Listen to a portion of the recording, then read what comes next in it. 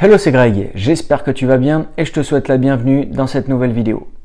Aujourd'hui, on va voir comment bien gérer la trésorerie de sa société, comment bien gérer son entreprise.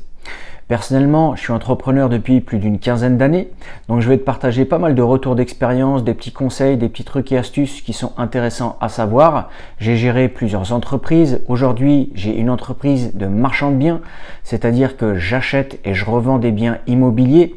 D'ailleurs, cette chaîne, elle est consacrée surtout à l'achat-revente de biens immobiliers, donc n'hésite pas à t'abonner à la chaîne si ce sujet t'intéresse. Mais là, aujourd'hui, on va vraiment se focaliser sur la gestion de la société. Car en fait, si par exemple tu veux te lancer dans l'entrepreneuriat, que ce soit par exemple pour gérer une entreprise de marchand de biens, donc d'achat-revente de biens immobiliers ou même une autre société, eh bien il va falloir que tu gères ton entreprise et que tu gères bien ta trésorerie. Ça, c'est vraiment quelque chose qui est très important quand tu vas te lancer. Donc, une des premières choses qu'il va falloir prendre en compte, c'est que quand par exemple on se lance dans l'entrepreneuriat, on doit anticiper énormément de choses. Et ça, c'est une des premières choses qu'il va falloir prendre en compte. En fait, quand tu vas te lancer et que tu vas ouvrir ta société, ça va impliquer des frais. Et en fait, les frais que tu vas avoir, des fois, on ne se rend pas compte, mais on va voir énormément de frais qui vont être décalés, des dépenses également qui vont être décalées. On ne va pas tout payer au jour le jour, à la semaine ou au mois le mois. Et d'un côté, ça, sur le long terme, ça peut s'avérer compliqué. En fait, certaines dépenses ou certains frais que tu peux avoir qui vont être décalés, je vais te donner quelques exemples, ça peut être quoi? Ça peut être par exemple des impôts. C'est-à-dire que quand tu vas travailler avec ta société, que tu vas faire des prestations de services ou que tu vas vendre des produits, eh bien à la fin de l'année, tu te doutes bien que si tu fais des bénéfices, tu vas avoir des impôts. Et en fait, les impôts, ils vont être décalés. C'est-à-dire que toi, par exemple, tu vas clôturer ton bilan au mois de décembre et en fait, les impôts, tu vas les payer au mois de mai de l'année d'après. Et ça, mine de rien, il faut que tu prévois cette trésorerie-là. Parce que imaginons tu dépenses pas mal d'argent, tu te dis « Ah, c'est super, tout l'argent qu'il y a sur ma société, elle est pour moi ». Non, en fait, tout n'est pas pour toi. Il y aura des impôts à payer et ça, par exemple, il faut le prévoir. Si je te fais une comparaison aussi avec une société de marchand de biens, nous, on achète et on revend des biens immobiliers. Donc, le truc, c'est que quand on va acheter et qu'on va revendre des biens immobiliers, à la fin de l'année, par exemple, on va devoir payer une taxe foncière. Et si tu ne prévois pas ce montant de la taxe foncière à payer, ça pourrait te mettre dans l'embarras. Pourquoi? Parce qu'en fait, ça peut représenter, selon le bien immobilier que tu vas acheter, plusieurs centaines d'euros ou même plusieurs milliers d'euros. Moi, je me suis vu payer des taxes foncières quasiment à 2005, 3000, même un petit peu plus. Donc tu vois, cette somme-là, cette trésorerie-là, il faut savoir la prévoir. Également, par exemple, tu vas avoir d'autres frais qui vont être décalés comme des charges. C'est-à-dire que, imaginons par exemple, tu te prends un salaire. Dans ta société, dans ton entreprise, tu veux te prendre un salaire. Ou même par exemple, tu as des salariés. Tu vas devoir les payer. Donc le salaire, tu vas le payer tous les mois. Mais à côté de ça, tu vas avoir des charges sociales, des charges de l'URSSAF, des cotisations à payer. Et en fait, parfois, après ça dépend de ton mode de fonctionnement, mais c'est possible aussi de les payer mensuellement. Moi personnellement, c'est ce que je te recommande, c'est beaucoup plus facile à gérer. Mais parfois au début, tu vas avoir un décalage, c'est-à-dire que tu vas devoir les payer par exemple tous les 3 mois. Il y a des comptables qui ne te mettent pas un prélèvement mensuel, qu'ils font tous les 3 mois. Mais si tu ne prévois pas cette trésorerie-là, ça c'est pareil, ça peut te mettre dans l'embarras. Imagine, tu as 3, 4, 5, 6 salariés ou même plus. Eh bien le truc c'est que toutes les charges et toutes les cotisations que tu vas devoir payer, il faut le prévoir cette trésorerie-là. C'est quand même très très important. Également, une autre chose aussi qui est à prévoir, c'est la TVA. Alors c'est pareil, la TVA tu peux la prévoir à la payer mensuellement ou au début il peut y avoir aussi un petit décalage, ça peut être trimestriellement. Mais par exemple, si je fais aussi la comparaison avec nous en tant que marchand de biens, on peut se positionner sur des opérations qui vont être soumises ou non à la TVA. Et ça, cette TVA-là, bien sûr, il va falloir la prendre en compte quand on fait nos calculs de rentabilité, mais également, il faut prévoir la trésorerie. Et ça, vraiment, c'est très très important.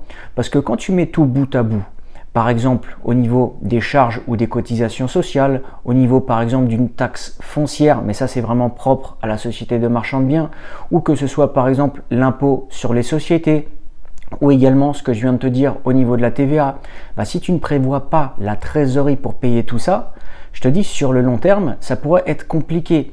Donc tous ces petits détails-là, il faut que tu les prévois quand tu auras ta société et quand tu vas te lancer aussi dans l'entrepreneuriat.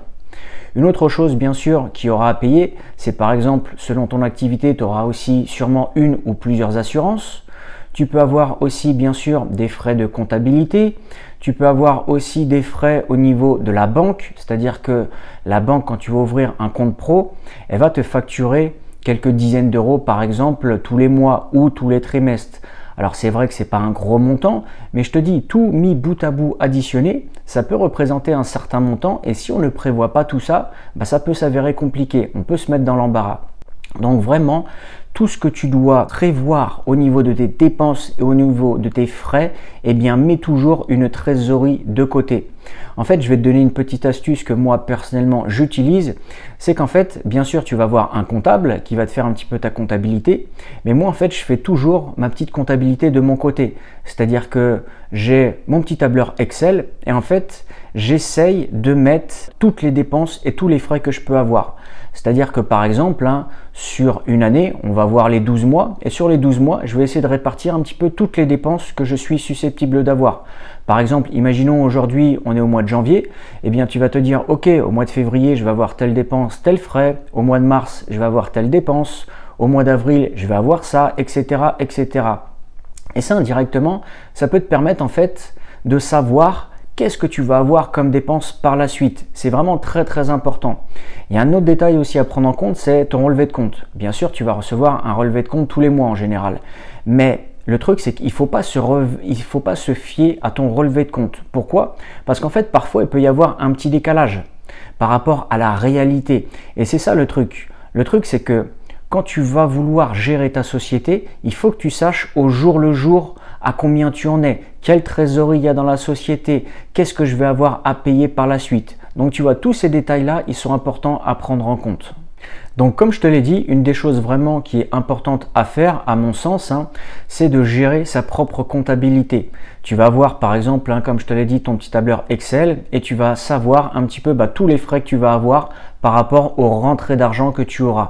Ça, c'est une des premières choses. Une autre chose aussi qui est importante à faire quand tu vas vouloir te lancer et créer ta nouvelle activité, ouvrir ta société, c'est en fait de prévoir ton fonds de roulement. En fait, ça, qu'est-ce que ça veut dire? Ça veut dire que par exemple, avant de te lancer, tu vas faire un petit prévisionnel. Tu vas te dire, voilà, je vais avoir tant de frais, tant de dépenses et également je vais avoir tant de rentrées d'argent. Et en fait, ton fonds de roulement, c'est ce que tu as besoin pour faire tourner ta société. Imaginons par exemple tous les mois, tu as 1000 euros de frais, c'est juste un exemple au hasard. Et bien en fait, à l'année, ça va te faire 12 000 euros. Donc tu te dis, ok, si par exemple moi, j'ai pas de rentrée d'argent pendant une année, il me faut 12 000 euros de fonds de roulement pour que je puisse payer tous les frais et toutes les dépenses que je vais avoir sur une année. Et ça, en fait, c'est vraiment quelque chose de très important. Parce qu'en fait, ton fonds de roulement, ça va vraiment te permettre de savoir quelles dépenses tu vas avoir sur, par exemple, une année et ce qu'il faut vraiment que tu prévois. Et au final, tu vas te dire, ok, moi je dois prévoir tant d'argent pour pouvoir gérer ma société pendant une année, pour gérer toutes les dépenses et tous les frais que je peux avoir. Et comme ça, à côté, je vais me focaliser sur le reste, sur faire du chiffre d'affaires pour pouvoir faire rentrer de l'argent, mais j'aurai quand même mon fonds de roulement pour payer une année. Et après, par exemple, l'année d'après, tu te dis, ok, moi, pour pouvoir faire tourner ma société, il faut que j'ai minimum tant d'euros qui rentrent dans ma société, déjà pour le fonds de roulement, et après il me faut tant d'euros qui rentrent pour par exemple payer soit un salaire, soit des salariés, etc., etc. Donc tu vois, en plus de par exemple gérer ta comptabilité, que ce soit tous les mois avec ton tableur Excel, ce que tu peux faire aussi, c'est prévoir ton fonds de roulement. Ça, c'est une autre chose aussi qui est intéressante à prendre en compte. Une autre chose aussi que je voudrais te partager, et ça c'est une petite erreur à éviter, c'est qu'en fait, quand on va voir une société qui se développe, quand on va voir un chiffre d'affaires aussi qui va se développer, il va y avoir beaucoup plus d'argent qui va rentrer dans la société. Et en fait, ce qu'on peut avoir tendance à faire, c'est qu'on va avoir tendance à augmenter nos dépenses, augmenter nos frais. Le truc, c'est que si par exemple, tu as un chiffre d'affaires qui se développe, tu vas te dire, ok, moi par exemple, je peux me verser un salaire beaucoup plus conséquent, ou par exemple, je peux embaucher du personnel. Ça, en fait, bien sûr, d'un côté, c'est normal parce que si ton activité elle se développe, peut-être que tout seul après, c'est pas trop faisable et tu vas avoir besoin de nouveaux personnels. Mais en fait, l'idée derrière ça, c'est que vraiment ton chiffre d'affaires, tu sois sûr qu'il soit maintenu et qu'il va se développer année après année. Si par exemple, tu fais un grand bond en avant, que ton chiffre d'affaires pendant une année il se développe énormément et que tu te dis waouh, bah là je vais augmenter mon salaire, je vais embaucher d'autres personnes et que l'année d'après il y a une grosse chute. Alors bien sûr, tu peux me dire ça peut arriver dans n'importe quelle société, certes. Mais là le truc c'est que ce que tu peux faire, c'est déjà essaye de voir si sur un an et demi, 2 ans, ça se maintient. Pourquoi? Parce que si tu commences à augmenter ton salaire, indirectement, si par exemple tu prends des fiches de paie, tu vas augmenter tes charges.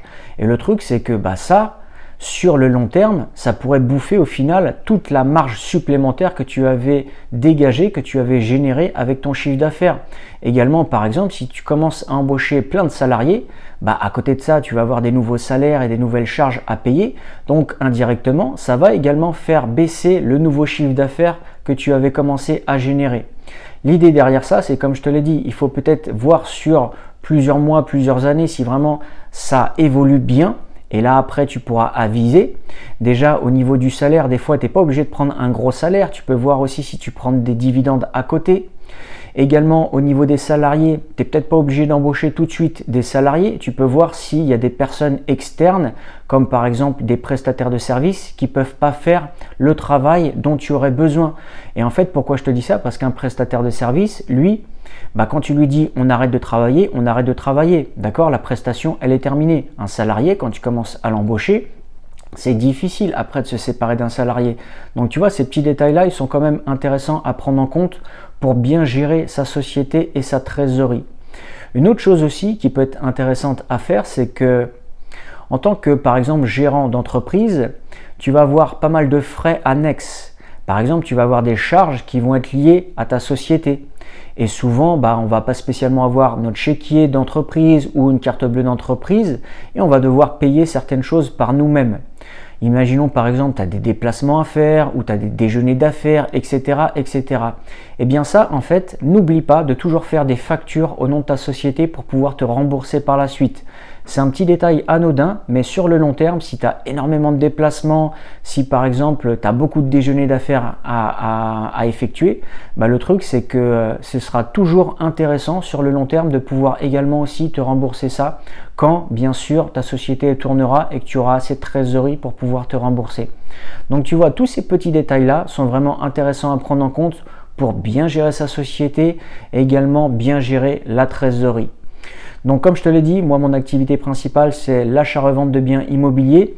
Si ce sujet-là t'intéresse, si vraiment tu as envie de te lancer à travers une société de marchand de biens, n'hésite pas à cliquer sur le lien qui est dans la description. Tu pourras avoir accès à une formation complète qui va vraiment t'aider à te former, à maîtriser toutes les connaissances que tu as besoin pour pouvoir te lancer dans ce métier. Moi je te remercie d'avoir regardé la vidéo et je te dis à bientôt. Ciao ciao!